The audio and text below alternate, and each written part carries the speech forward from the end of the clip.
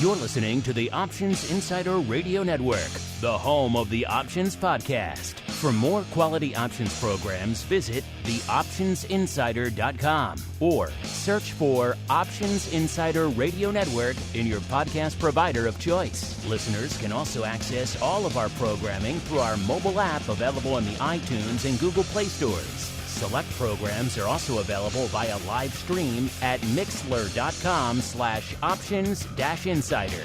That's mixlr.com/options-insider. Don't forget to follow along with your favorite programs and submit your own questions for the hosts at twitter.com/options, stocktwits.com/options, facebook.com/theoptionsinsider, or via questions at theoptionsinsider.com.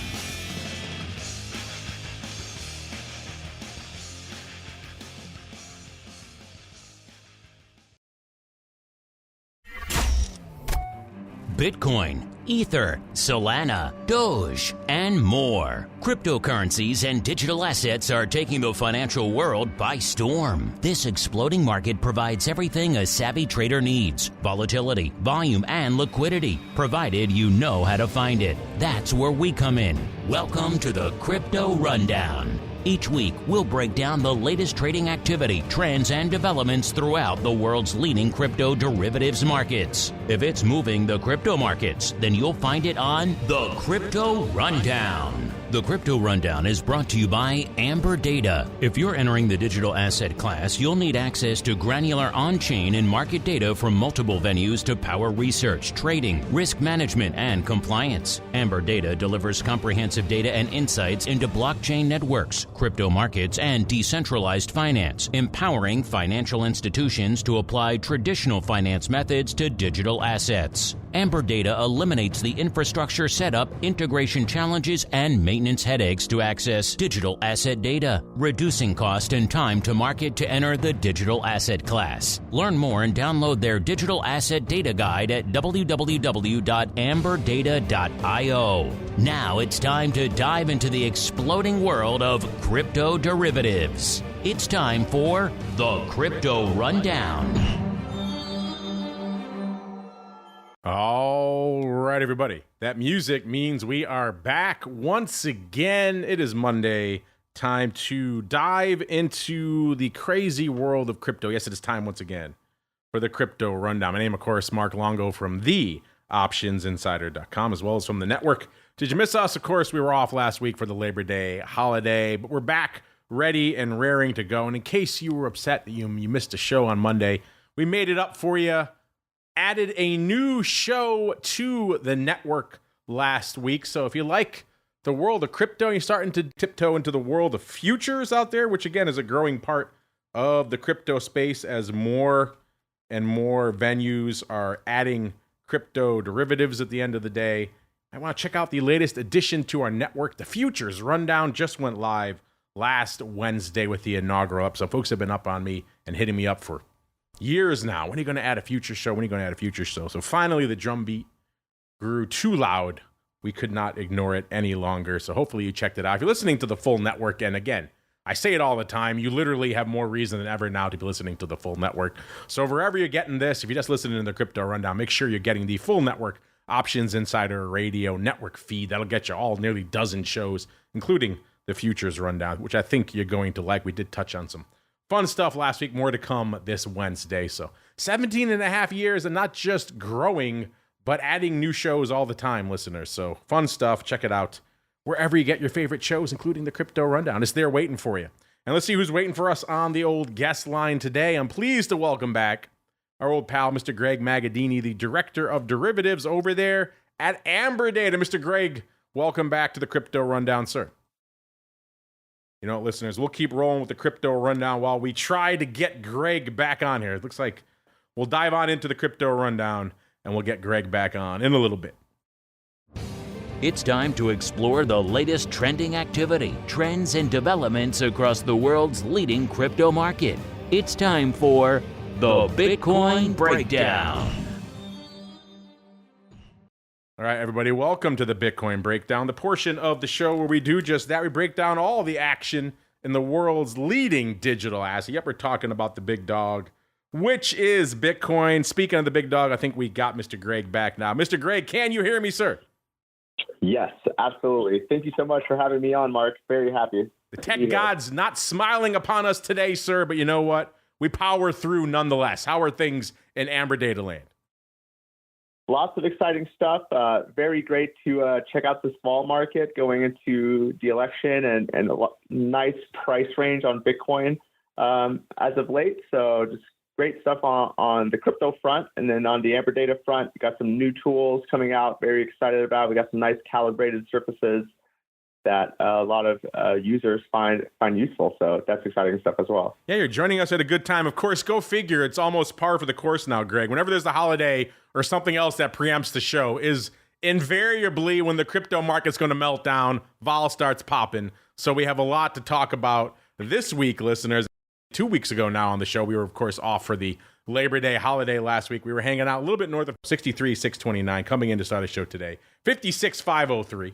Putting us down 71.26. Again, going back to that kind of old adage. Even though we are kind of clawing back up today, which again goes back to that notion that correlation does go to one when things get a little bit volatile out there. But speaking of volatility, it's been a volatile period since the last time you joined us on the program, Mr. Greg. So what's catching your eye as we saw kind of everything get into a little bit of a tailspin over the last few weeks and now kind of clawing their way back out a little bit, sir? Yeah, it's very interesting. So we had pretty kind of gnarly sell-off in early August with kind of the vol explosion that we saw in the traditional markets, and Bitcoin came off pretty heavily from, call it 66K down to slightly below 50K. So that's a pretty big move. And then last week, again, we had sort of a nice sell-off in Bitcoin along with traditional finance. So part of me is thinking, if you have these ETF investors, is Bitcoin trading as a risk asset because you kind of have the same type of players who are buying Bitcoin who are also maybe buying the tech stocks? So that's kind of an interesting thing to think about. But if I'm looking at the vol market, there's a couple things that are very interesting. So if I look at the term structure, we have a huge forward vol kink in the election. So for example, the previous contract will expire October 25th. That's trading about 56 vol. But then the November 8th, which includes the election cycle, is trading 62 vol. So that's like a forward vol of 80. But if I isolate the forward vol down to a one-day event, that's really a 140% one-day event vol, which it means plus or minus 4K is being priced in as the standard deviation for the election day. So that's kind of a nice, interesting, potential play there. But even more interesting, and this is what's really catching my eye, is that I'm guessing that the debate tomorrow is going to have some sort of impact on the markets, and we're not seeing that being priced in nearly at all for Bitcoin. So I think there could be some interesting kind of developments that if we see some sort of debate go one way or the other, we could get a trending market all the way into the election. And now you can sort of do diagonal spreads or calendar plays, kind of leveraging that vol kink out in November. So there's something to be said with that as well. Speaking of the election, I did see some interesting data recently that crypto-related players making their voices heard on the fundraising front these days. So if you are a crypto-friendly or at least crypto-tolerant candidate, seems like you're getting a nice influx of support from a lot of names out there. But you know what, Greg, you kind of bring up an interesting point. And this is one that you and I have discussed in the past. And it's been ever since, I would say, the futures were listed back in 2017. And that's really, for a lot of people, the watershed moment when crypto and Bitcoin in particular really started making its presence felt to the mainstream investing public. This debate has arisen of, what really is this thing at the end of the day? Initially, people sold it as this uncorrelated asset class you could put in your account and it would kind of do its own thing. Then other people said it was inversely correlated. Some people said it was digital gold. Well, lately a lot of people have come down on this. It's more of a high-tech allocation because it seems to move in lockstep with a lot of those names. When they're coming for the big Apples and Teslas and Nvidias of the world, they seem to also be coming for Bitcoin these days. So, looking back at its performance, particularly in the last, let's say, 6 months or even 3 months out there. Where do you fall now on this debate of where does Bitcoin fall in the portfolio? Is it really, at the end of the day, just a high-tech allocation, or is that just a little bit of a recency bias for people? Yeah, I'm more in the latter camp of the recency bias. I think the kind of the tech play argument makes a lot of sense for Ethereum. It makes a lot of sense for Solana. Those are kind of tech play infrastructures, Web3 technology. I think Bitcoin, the nature of Bitcoin being quote unquote a non-correlated asset is that its correlation kind of jumps around. If we go back to 2023, it rallied with the SVB banking crisis. It rallied in response to the Ukraine and Russia war. And then in 2024, now it's looking like it's trading like a tech stock.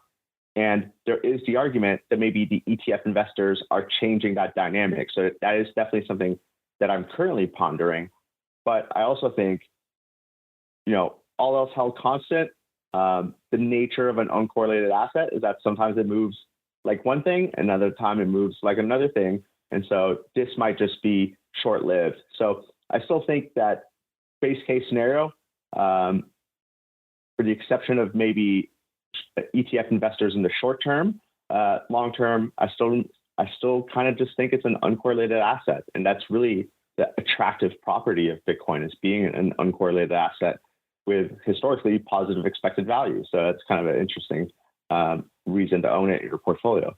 Yeah, it has been fascinating to watch. And you're right. Certainly, if you break it down by different time frames, it becomes very much a frame of reference issue. Sometimes it does line up to the high-tech stocks, other times to other assets out there, which could put some fuel to the fire at the end of the day. If you go back through the entirety of its timeline and average it all together, it could come down maybe on the uncorrelated, even if it is leaning a little bit towards, let's say, the high-tech allocation of late. Some of that also could be the fact that some of the people who are and have been early adopters for crypto in the financial space are also heavy into tech stocks as well. So when they're having to divest of things, they have to sell across the board. So they're selling their Apples, Nvidias, and their Teslas, and also Bitcoin at the same time. So some of that is certainly coming to play as well. But it is a fascinating conversation / debate. I don't think we've seen the end of it, which again makes it fascinating. Where do you fall? Listen, might be a good question of the week. What really is Bitcoin? We have more data under our belts than we did back in 2017 when we were first listing the futures. So where do you fall now these days? Do you think it's a digital gold? Do you think it's the uncorrelated asset? Is it just another high-tech allocation at the end of the day? Is it something else? Might be good fodder for a question of the week as we keep on rolling out to the land of the Bitcoin vol. Remember, all these analytics coming at you courtesy of Greg's own platform, Amberdata, and we literally just scratched the surface of all the stuff they have to offer there. We don't get into the shadow term structure, all the other cool stuff, because it literally would be a 5-hour show if we did that, listeners. So by all means, kick the tires and light the fires over there. Amberdata.io, the place to go to learn more as we learn what's going on from a vol perspective right now. Let's start in the weekly front, as we like to do, because those are the most responsive to the madness at the end of the day. And then we'll work our way out. And last show, 2 weeks ago now, we were hanging out a little bit north of 45, about 45 3/4. So vol was coming in. It was kind of following the same trend we were seeing in a lot of the other markets, where vol was kind of just going to a slow death out there. Then, of course, last week and tail end of last week and into now this week, we're seeing vol get a little bit frothier out there at about a 60 as we kicked off the show today. So nearly 15 points to the upside on the 7-day vol. So things getting a little bit juicier, a little bit spicier out there. If we go out to a more standardized vol metric, 30 days, that's looking higher as well, but not quite as spicy. 50, almost 50 and a half on our show last week, about 50.4. Coming in at the start of the show today, 56. So up a little over 5.5 points on the last 2 weeks. So again, getting frothier out there, but not as big of a point swing as the weekly stuff, which again is what we would expect at the end of the day. And going out further still, let's go out 6 months. Let's see what the hodlers are up to, listeners. They're always going to hodl. The question is how much. And on the show 2 weeks ago, the vol was a 63.4. Coming into the start of the show today, 6-month vol, 64.5. So up a little over a point, about 1.1 points.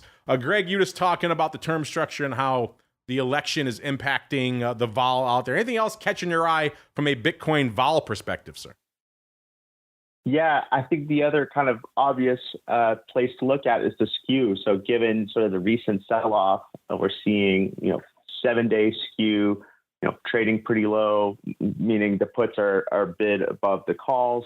But this is kind of flipping once you get past 60 days. 60 days become positive to the call side again, and then 180 days becomes sort of the most positive as far as the options that we're tracking.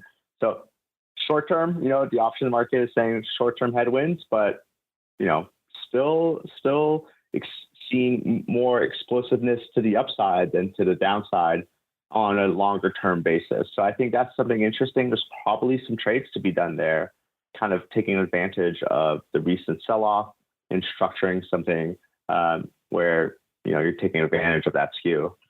Speaking of taking advantage of the skew, let's get out to the skew right now, listeners. And as we're kicking off the show out here in good old BTC, we were on the show this time 2 weeks ago. We had the 7-day skew at about a little over -1, about -1.2, coming into the start of the show today. The skew getting a little bit hairier to the downside, down about 2 points to about a -3.2. Of course, that isn't the tail for how low we got. The weekly skew actually got down. Looks like the nadir came last Friday, and it was right about a -8. And that was, again, last Friday. So things were looking a little bit more dire on the Bitcoin weekly skew front this time on Friday. Right now, still looking a little bit bearish, but not quite as aggressive as it was this time on Friday, which again is the interesting thing when you're looking at the weekly options, listeners, because that skew is going to evolve very quickly. Sometimes intraday, you could see big skew swings out there. Going out to the 30-day skew, so again, a little bit standardized skew metric out there, and not a huge evolution there, which is kind of interesting. Looks like by the way, the 30-day skew, the lowest it got was about -3.5 back on Friday. Right now, it's at about a -1, so mildly bearish. I would mostly call that flat. In fact, it was exactly flat 2 weeks ago. So a little bit of downside action since then, but again, not going to be as wild as the 7-day options, and that's what we expect out there. And then, of course, the 6-month skew, again, always, or I shouldn't say always, nothing is always at the end of the day, mostly biased to the upside. And that remains the case right now. It was a positive 2.4 on the show 2 weeks ago, coming in and started the show today at about a positive 3. Mr. Greg, you kind of just mentioned the skew. Anything out there catching your eye? And what were you thinking back on Friday last week when we were looking a little bit spicier to the downside from a skew perspective, sir? Yeah, absolutely. So I think what can be interesting right now is that since the short-dated skew is still negative to the downside, there might be some interesting reaction time around sort of that debate and what's going on there. So, anyone who's watching the debate, there's going to be some good trading activity, I think, during the debate, and then post-debate, some good potential trends. So, you could either sell the skew or buy the skew, go long the put side or go short the put side. So I think that's kind of interesting. Last Friday, it was looking pretty dire for crypto and the general markets. I do think there's probably some headwinds still. Like even if we have a short-term relief rally in sort of this week, and then even maybe like post-election going into the end of the year, I'd be surprised that there isn't still like some craziness between now and the election. And so to me, there's probably some interesting trades to be done around that. So I think that's why the skew is still pricing in that negative. Even though we've had a nice big rally today, even the short-term skew and the medium-term skew is still kind of pricing in that negative risk. And I think that's really the market paying attention and saying, there's probably another episode of kind of craziness, maybe not as bad as August 5th, but something like that between now and the election. Nice thing about the crypto markets, or maybe the dark side, if that person who likes a little bit of a respite, listeners, is of course they will be trading during the debate. So if you hear something you don't like, you want to crush Bitcoin or vice versa, ETH, whatever the case may be, you can do that. So a little bit more action around the debate, then of course you can go out in some of the big, equity futures and things like that, but not a ton of liquidity for a lot of the stocks you're going to want to sling during the debate out there. So crypto, both a plus and a minus. For those of you out there who like to hear a closing bell, so they could take a break. Crypto doesn't really offer that, but it's going to offer you liquidity during the debate, which should be intriguing. Speaking of intriguing, let's get out to some of the other products you folks like to hold and sling in your portfolio, especially if you want a little bit of crypto options action. Let's get out to BITO first. That's at 17 and a quarter when we kicked off the show. Clawing its way back up a little bit today. Was at about 17 even, not that far before showtime. Still down a little over 3, about 3 and a quarter points from where it was 2 weeks ago. The ADV also coming in quite a bit over the last 2 weeks. So that sell-off not really popping volume out there. 81,000 contracts a day, still pretty active, but that's down about 22,000 from where it was this time 2 weeks ago.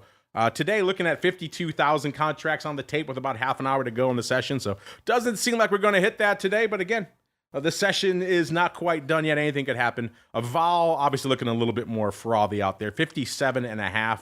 It was at a 50 even 2 weeks ago, so up about 7.5 points out there right now. The big dog positions in BITO options still the same as they were. They pretty much have been for quite some time. 124,000 of the Jan 30s, 84,000 of the Jan 35s. If you want to do a quick top 5, number 3, 75,000 of the Jan 25s. Nearer dated, a little closer to home, number 4, 54,000 of the SEP 25s. Obviously got a little bit more time for those, but not much. Clock is ticking on those bad boys, so if past his prologue, they are probably long those. And again, 25 is a little bit in the rearview mirror right now. And then number 5 out there, 44,000 of the SEP 50s. So I think that was the other part of a vertical, in which case they're probably happy to be short those. But intriguing stuff. Mr. Greg, anything catching your eye out there in the world of BITO before we get to your favorite product, the, shall we say, frenetic BITX? That is definitely one of my favorite products for sure. No, I think people are kind of catching on to sort of the trickiness of trading BITO. So it'll be interesting to kind of see, if BITO can still keep up some of that open interest and some of those volumes once we finally get some spot Bitcoin ETF options. But as of right now, nothing new from my usual, there's going to be a dividend being priced in here. So there's kind of those types of 1x2 out of the money calls structures that are always interesting. But otherwise, I'm just sitting and watching it. All right, Greg, twist my arm. We'll get to your favorite, BITX, the levered Bitcoin proxy. So if you're like Greg, listeners, if BITO just doesn't do it for you, doesn't get you excited, you want a little bit more leverage, a little bit more bang for your buck, then BITX is your huckleberry. Listen, this is the 2X levered Bitcoin product out there. 2370 when we kicked off the show, down over 7, about 730 on the last couple of weeks. So again, doing its job. A little over 2X actually to the downside out there in BITX. So delivering once again. Volume-wise, kind of treading water, about 19,000 contracts a day. That's down about 1,000. Hitting about 16,000 right now, so they might threaten it, might not out there today. The vol remaining spicy out there as well at about a 118, which makes sense. It's almost exactly 2X what you're getting in BITO, so it is delivering out there. The top dog position, this has been out here for a while. Greg and I have talked about these in the past. These a very, very long-term, very meaty Jan 2026 70 puts. Yes, 7-0, listeners. You heard me correctly. That's still the big dog out there. Number 2, 4,000 of the Jan 2026 20s. So it's a lot of long-term paper out here, which is kind of fascinating for this product. So interesting stuff. But Greg, I know you're just champing at the bit to talk BITX. So have at it, sir. The floor is yours. Yeah, definitely. So BITX is just one of those great examples of the 2X performance decay. So if I look at the chart going back to the beginning of this rally in Bitcoin, October 2023, Bitcoin broke above 30,000 and went all the way to 70K. That pretty much brought BITX from, call it $11 to $60. Makes sense, kind of have that compounding effect. But now, since we've kind of been consolidating from trying to test the all-time highs, 73K to now 56K, kind of really in that range. Well, these are the times that decay component really grinds away at the value.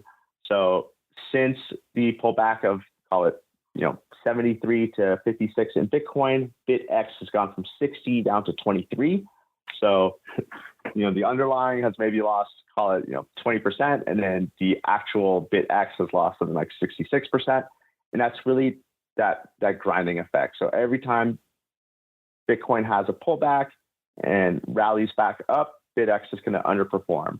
And so in my mind, there's probably an interesting play here. If you're kind of thinking, Bitcoin is going to be, it might test the top of the range pre-election, but it won't really break out of that.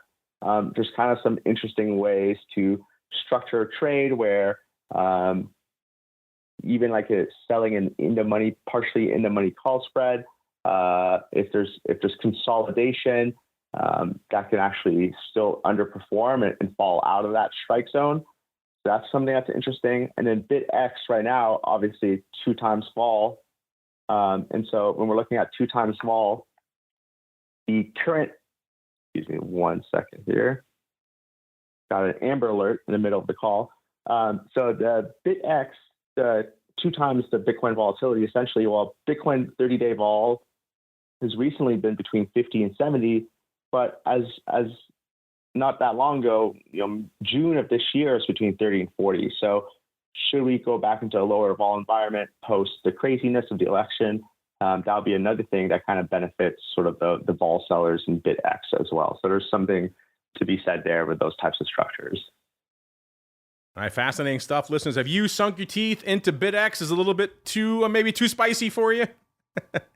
Speaking of spicy, let's get out of here on Mara as well. Another name you folks like to sling a ton of options on.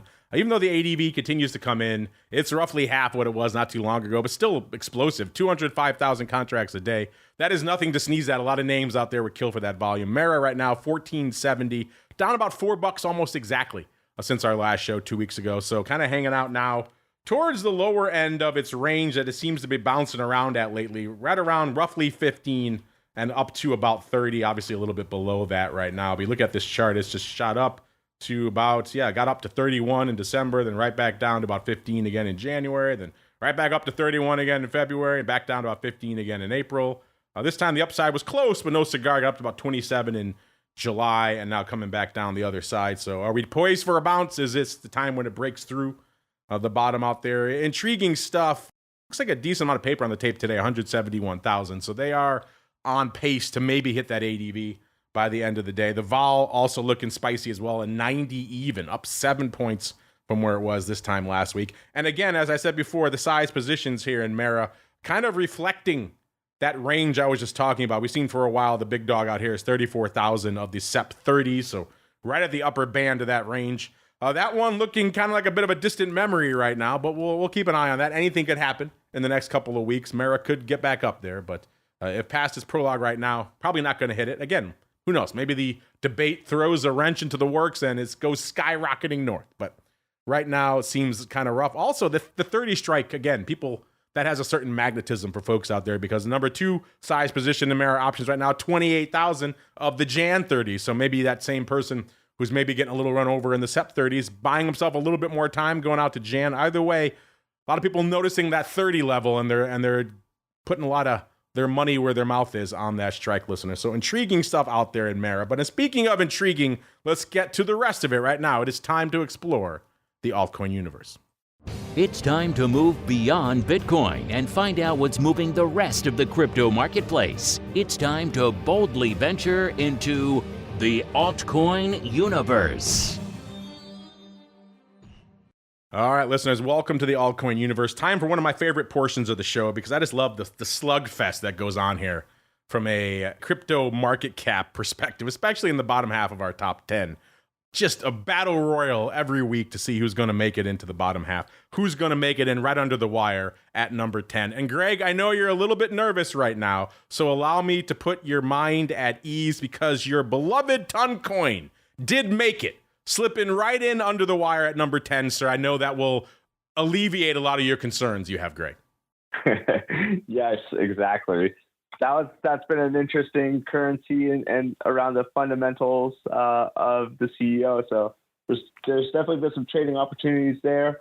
Not something that I follow closely, Toncoin, but definitely in play, so to speak. Don't let his politeness confuse you, listeners. Toncoin is out of the top 10. He has a hard time sleeping at night. So I'm glad to report to him that Toncoin back and holding on to its spot, Greg, in the top 10. So you should be able to sleep well tonight. Toncoin number 10, listeners, 13 billion, pretty much exactly worth the market cap. So holding in right in at number 10. Number 9, keeping it in the T names. We've got Tron coming in at number 9, 13.4 billion with the market cap. Number 8, Elon's favorite, it's Doge, 15 billion exactly. So Doge managing to cling to its number 8 spot over the last 2 weeks. No mean feat given all the action we've seen out there. Number 7, XRP. This one can't seem to get out of its own way, but it's kind of glued to the number 7 spot. 30 billion worth of market cap. Number 6, USD coin, 35 billion. Number 5, it's Solana, 62 billion. Number 4, BNB, 75, almost 75.5 billion. Number 3 is Tether, 118. Number 2, it's ETH, 280. And the big dog, 1.1 trillion worth of market cap. Yes, it is Bitcoin. Let's get out to number 2, though, in market cap. Number 1 in a lot of your hearts, it is ETH. 2,700, almost exactly when we kicked off the show 2 weeks ago, 2,705. Coming in to start the show today, 2,335, down almost 400 handles, about 370. Range-wise, we got down a little bit lower than that. And again, most of that nadir came last Friday, so no surprise that when the skew was maximizing to the downside, that's when we also hit the low in ETH and indeed Bitcoin over the last couple of weeks. 22.25 was as low as we got on Friday before things kind of settled out. And the high was pretty much on our show last week, 27.05, 2 weeks ago, I should say. So a lot to unpack. Greg, what's been catching your eye out there in your beloved ETH since our last chat, sir? Yeah, ETH has been interesting because there's kind of two strong trends. One is the implied vol of ETH is finally at a pretty decent premium over Bitcoin. So the relative vol picture for Ethereum is something that's kind of been different since 2023, where ETH and Bitcoin were lockstep in vol.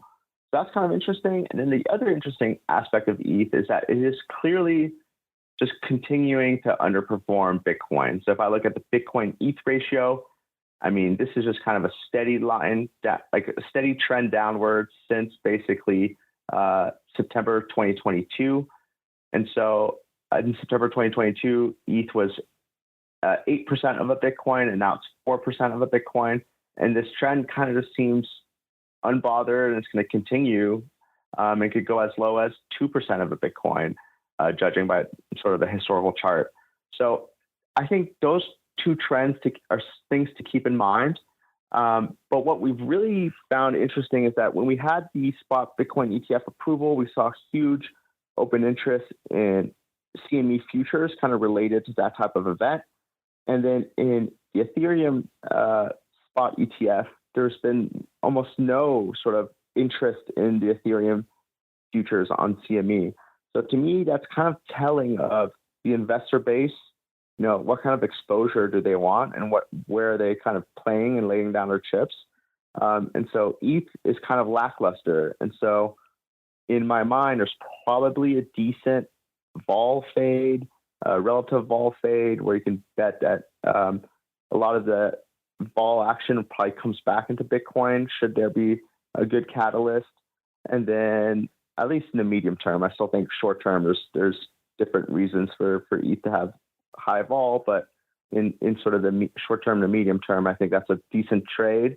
And I think also if you're going to sell vol in ETH, you could basically do, you know, a type of like covered call roll or like spread. So sell a covered, not necessarily covered call, a call spread, sell a call spread in ETH and buy the call spread in Bitcoin. And so not only is that a vol bet, but it's also a bet on sort of the Bitcoin ETH ratio continuing to go downward. So those are the types of things that are really capturing my attention in ETH. Unfortunate, because I've always been such an ETH fan and maxi, and thought that, you know, ETH would become the number one market cap coin, but that hasn't materialized. And now I'm just kind of seeing a different trend here in the market. And I think that trend probably sticks around. Let's see what's sticking around out there from a vol and indeed a skew perspective. Listeners, let's kick things off on the vol front. Spoiler alert, higher than we were 2 weeks ago. We're at about a 54.5 on the weekly vol in ETH 2 weeks ago. 70.75 right now, so getting a little bit spicier out there. 30-day vol, again, a more standardized vol metric, at about a 59 2 weeks ago, almost 68, right now 67 and about 2/3 as we were kicking off the show. And the 6-month vol, 72.25 on the show 2 weeks ago, 74.5, so ticking up about 2.25 points out there.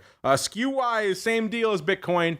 Obviously going to be a little bit more biased to the dark side right now, but also bouncing off the lows that we saw on Friday. Weekly skew last show 2 weeks ago, almost a -2, -1.75. So we were hanging out in slightly bearish territory even back then. Right now, looking a little bit more dark side, -4.5. So decently bearish, all things considered. Of course, again, we have rebounded off the lows, which we kissed back on Friday of almost -10, -9.6 in that weekly skew. So not surprisingly, things were looking pretty biased to the dark side. We have bounced off that, but still a decided bearish sentiment, at least in the weekly near-dated options. We go out a little bit farther. Let's go out to the monthly skew. We're at almost a -2 this time 2 weeks ago, -1.75. And we're slightly more than that now, about -2.33 points out there. So ticking up a little bit to the dark side, but not much out there. And going out all the way to the 6-month skew, we're at almost a +3 this time 2 weeks ago, 2.85 to be precise. Coming in the start of the show today, a little bit below 4, 3.9. So looking a little bit more optimistic, more effervescent for the hodlers out there. Greg, anything else catching your eye from a ETH, vol, or skew perspective, sir? Yeah, also for ETH, like if we look at the sort of the variance risk premium in Ethereum, just looking at the differential between realized vol and implied vol, there's kind of in the 7-day variance risk premium, there's a decent sort of spread right now where at the money 7 days trading 70 vol, where realized really kind of 62. So we're kind of back into this premium for ETH sellers. And what we've seen since the Shanghai upgrade is we've seen consistent ETH covered call sellers. And so typically, that type of flow will crush that premium. And to have that premium there right now is kind of makes it an interesting time to take advantage of that. So that's something else that, we've been looking at consistently. Speaking of things you're looking at consistently, I'll break down a little bit of the rest of the altcoin universe. And I know you always have a few interesting altcoin burning a hole in your pocket, Mr. Greg. So feel free to share them with us. Let's go out to Solana first. Obviously, they came for Solana a little bit since our last show. 158 and about a half was where we were 2 weeks ago. Coming in to start the show today, a little bit shy of 133, 132.90. Puts it down over 25, about 25.6 handles on the last couple of weeks. XRP, you know the deal. Can't get out of its own way. It was 58.5 cents 2 weeks ago, which is looking pretty frothy for XRP, actually. Back down to about 53.5 cents, so down about a little over a nickel on the last couple of weeks out there. Doge, we talked about it earlier, 10.5 cents 2 weeks ago, 10.3 cents this week. So down slightly, but still managing to cling to its number 8 spot over there on the market cap. A Litecoin, 63.75 2 weeks ago, 60.93 right now, so down about 282 over the last couple of weeks. Cardano, 37 cents 2 weeks ago, 34 cents this week, so down about 3 cents. Polkadot, 4.58 2 weeks ago, 4.29, so down 29 cents. And Greg's other favorite outside of Toncoin, of course, the mighty Shiba Inu, a million zeros, 1.448 2 weeks ago. This week is a whopping 1.357. So giving up some of the ghosts. No Shiba Lambos, unfortunately, in the offing this week. Mr. Greg, before we roll out of here, any other altcoin burning a hole in either your wallet or just your analytics screen you want to share with us? Yeah, well, just touching on Solana real quick. There's a couple interesting trends of Solana. So if we view Solana as an Ethereum competitor, we've seen the relative price of Solana versus in Ethereum terms kind of trend a lot higher. And so there's a lot of ground that Solana's making up versus Ethereum in terms of price action. But the other thing that's really interesting is that the Solana implied vol is around the 70 handle, which is pretty similar to the ETH implied vol. But something like the meltdown in early August, that quickly jumped Solana realized vol to the 200 handle. So there's a little bit more potential for Solana vol to jump around than Ethereum vol. And then there's kind of that price trend. So again, the relative vol of Ethereum versus Bitcoin or Solana, there's kind of interesting trades there that I find to be probably persistent in the short term to medium term. And that's really kind of ETH underperformance and outperformance by coins such as Solana. some of the early adopters of ETH, Mr. Greg, are maybe starting, I won't say sour on it, but they're starting to look at it as kind of the established alternative and starting to look at some of the up-and-comers out there as well, which is kind of fascinating. The evolution of the crypto space, always ongoing. Unfortunately, this show is not always ongoing, listeners. That music means we have come to the end of our journey through the world of crypto for this week. But Mr. Greg, before we go, I was just touching on it at the start of the show. You folks over there always cooking up some cool things up your sleeves. Leave our listeners with a little bit of a hint, a little bit of a tease of what they can look forward to coming down the pike from you folks over there at Amberdata, sir. Yeah, so one of the things that we've launched, and this is a little bit more for sort of institutional clients, OTC desks, and exchanges, but we have some SVI calibrated surfaces. We made those with our friend Ewan Sinclair, just launched a white paper around all that work on SSRN. Very excited about that stuff. So that's in production now, and so we have some really well calibrated volatility surfaces for Bitcoin and for Ethereum, which really helps with this type of illiquid asset. So that gives you, perfect delta surfaces. It gives you an infinite range of strikes if you wanted to know the vol for some bespoke strike, things like that. So that's a very exciting product. And then outside of that, we have some TradFi data coming in to basically compare where Bitcoin on offshore exchanges such as Deribit, where that vol is lining up versus some traditional finance assets to really compare sort of those relative vol trades. So those are some of the exciting things going on right now. There you go, listeners. Check them out. Begin your journey. Amberdata.io, the place to go to kick the tires and light the fires. We have to get on out of here. That is going to do it for us on the network today. But never fear, more coming at you tomorrow. I'll be back with our good buddy, Mr. Matt Amberson, who I have done a crypto panel or two with back in the day. So chances are we will dovetail into a little bit of crypto on tomorrow's Pro Q&A session. That, of course, is available over there, theoptionsinsider.com/pro. That'll give you access to the live stream and, of course, the Pro podcast feed. We're all that fun. Over 150 now Pro Q&A sessions, which is insane. And close to 400 total episodes on that feed now. So it's a banger. theoptionsinsider.com/pro, the place to go. And, of course, after that on Wednesday, our newest doubleheader day on the network, listeners, we kick things off with your beloved Options Bootcamp, which I know a lot of you out there who are newer to the world of options coming from the crypto landscape. Options Bootcamp, a great starting place for you folks. And then after that, the newest addition to the network, the Futures Rundown. Thursday, of course, another doubleheader day, the Option Block, and This Week in Futures. Options Friday, a little bit of all with some volatility views. Then after that, one final time for you pro folks coming back for a whole bunch of options oddities, which that show has been a banger of late as well. If you're listening to that one, we've had a lot of good trades come across the radar there. And we're back again next Monday, listeners. Another episode of the Crypto Rundown. Stay safe out there.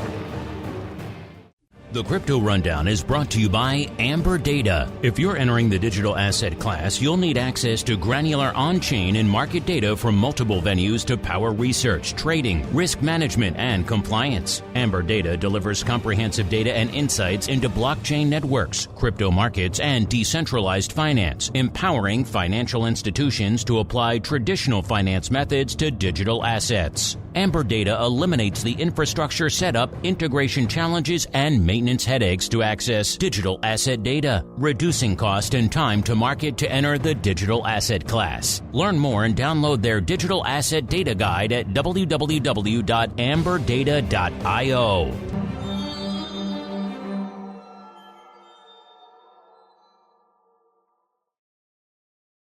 You're listening to the Options Insider Radio Network, the home of the Options Podcast. For more quality options programs, visit theoptionsinsider.com or search for Options Insider Radio Network in your podcast provider of choice. Listeners can also access all of our programming through our mobile app available in the iTunes and Google Play stores. Select programs are also available via live stream at mixlr.com/options-insider. That's mixlr.com/options-insider. Don't forget to follow along with your favorite programs and submit your own questions for the hosts at twitter.com/options. StockTwits.com/options, Facebook.com/TheOptionsInsider, or via questions@TheOptionsInsider.com.